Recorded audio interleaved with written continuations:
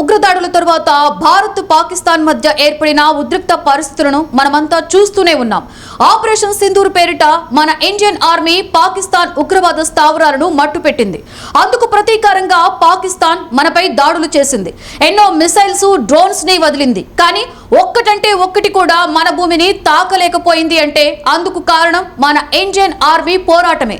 ఈ పోరాటంలో మురళీ నాయక్ వంటి సైనికులని కూడా కోల్పోయాం.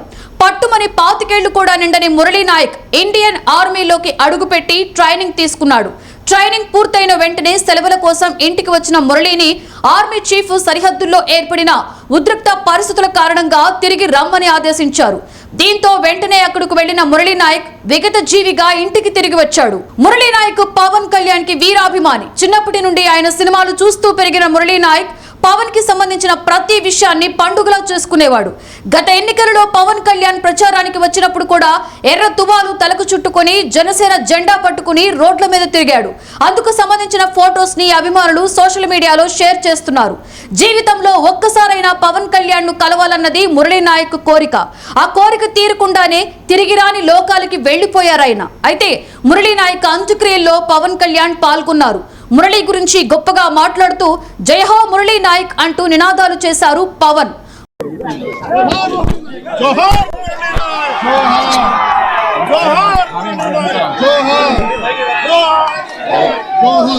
మురళీ నాయక్ తండ్రి పవన్ కళ్యాణ్ ని చూసిన వెంటనే బోరుమని విలిపించిన దృశ్యం అందరి చేత కంటతడి పెట్టించింది.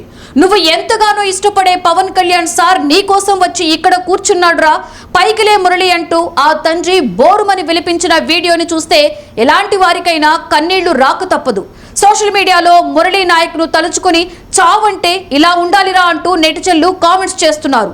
25 ఏళ్ల వయసు కూడా లేని ఒక కుర్రాడి పార్థివ దేహాన్ని చూడడం కోసం వేలాది మంది తరలి వచ్చారు. దేశంలో కోట్లాది మంది ప్రజలు అతని కోసం కన్నీళ్లు పెట్టుకున్నారు.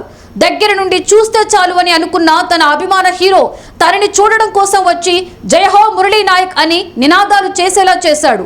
ఎంత మందికి ఇలాంటి జన్మ ఉంటుంది చెప్పండి అంటూ నెటిజన్లు కామెంట్స్ చేస్తున్నారు.